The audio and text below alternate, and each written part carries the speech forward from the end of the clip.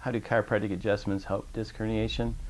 By keeping your spine lined up, it helps take the pressure off of the disc and allows the disc to function correctly, and allows the vertebrae above and below the disc to function and move correctly as well.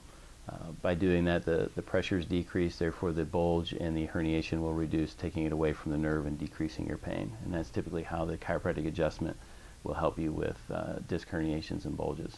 My name is Dr. Neil Langschied, and I'm a chiropractor in Jeffersontown, Kentucky.